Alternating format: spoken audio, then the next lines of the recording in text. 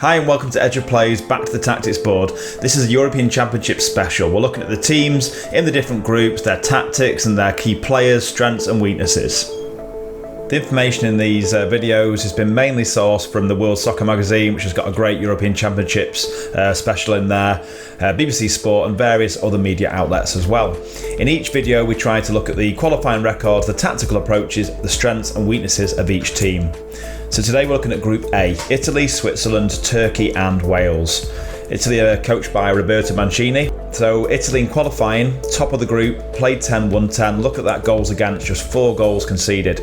Generally playing 4-3-3 or 4-1-4-1. But they're defending higher than Italian sides of old, attacking fullbacks as well, and heavily involved in the system. A quote here from a journalist: "We're not accustomed to an Italy that plays so well, that attempts to dominate. It's not a traditional Italian defensive game they play." But still, they've only conceded 4 goals in 10 games, so that's quite a good combination if they can attack well and only concede 4. They're on the up after 2018 when they didn't qualify for the World Cup. They're still solid defensively and they have home games as well. With the championships being spread around, Italy one of the teams that gains out of this with home games. The downsides: will their new kind of more progressive attacking style work against tougher opponents? And they're relatively inexperienced beyond the veteran pairing at the back. Expectations, well, I think they would say semi-finals is a real possibility for them. It could be that they go all the way. They're a team on the rise. If you look at their squad, I've highlighted the veteran pairing at the back, Bonucci and Chiellini. Incredible players, work together at club level, and you watch them defend and they seem to make pace not an issue, even though they're in the mid-30s. But I do wonder, with a higher line against the stronger teams, or even against a side like Wales, with the pace they have up front, will they be defending on the halfway line? If they're doing that, they're leaving space, will they be able to deal with that? It'll be fascinating to see. Beyond that, lots of young new talent coming through in the Italian side, so it'll be great to watch that as well. Switzerland in qualifying topped the group ahead of Denmark, who also qualified. Formations generally 3 at the back, 3-4-3 or 3-4-1-2. They have a relatively high press according to the coach, I'll show that in a second, and they're focused around Xhaka's passing and Shaqiri's creativity. I want us to play our game characterised by a relatively high press. We don't adapt to the opponent, we have our own plan, according to Vladimir Petkovic, the coach there. Be interested to see if he actually follows through with that idea against a side like Italy. So pros, the side are meant to be really highly organised, they know their system well, there's a growing belief that they can go further than they have done before. Or in terms of cons, you've got the struggle with expectation in the knockout stages before. They tend to get to the last 16 but then kind of falter. And key players don't often start for their clubs. That seems to be a problem in Switzerland. Players get sold to bigger clubs from their teams in Switzerland when they're doing well, but then aren't able to kick on and be starters for those teams. So you'd say round of 16 is a real possibility, but they've got to that stage in the last 3 tournaments and then kind of stuttered there. Here's the squad. Not lots of standout players. I've highlighted Shaqiri and Xhaka again. If you look through the teams that these players play for, it gives you a bit of an idea of the standard. There's plenty of Bundesliga players there, some Premier League. It's a good side without perhaps absolutely grade A superstars in there. On to Turkey. Well, Turkey are meant to be a team in real good form and building really well for this tournament with high hopes. They were second to France just by 2 points in the qualifying.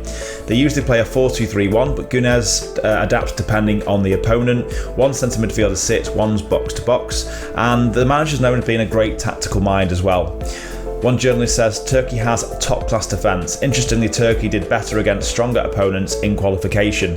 When teams sat back against them, they struggled to break them down. But defensively, just 3 goals conceded in 10 games, which is incredible, really. So they've got the best defensive record in qualifying, and the coach got them to 3rd place at the 2002, I think it was, World Cup, and then now he's in his 2nd spell with the side.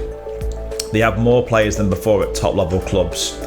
But apparently they struggle to open up deep sides. That might not be a problem if they get through the group stages though. And there's an increased expectation now. They're actually believing they could potentially go all the way. Quarterfinals you'd think would be at least possible for them, but yeah, they could be an interesting side that go further. And there's the squad.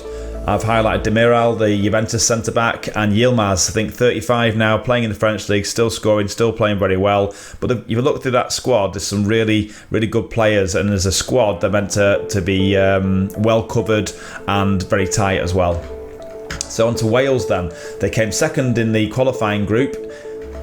Their approach is normally 4-2-3-1 or a 3-4-3. Either way, they tend to have two defensive midfielders, which allow their wide players to really push on. They do like to build from the back as well. Robert Page, who's the caretaker manager, whilst Ryan Giggs is not able to manage there, mentions work ethic and giving as much detail as they can to the players. They're good characters first and foremost, and there are no superstars in the changing room. Interesting to hear him say that, because you've got Gareth Bale there and Ramsey as well, but it sounds like when they're together with the Welsh side, there's less ego there and they just work together.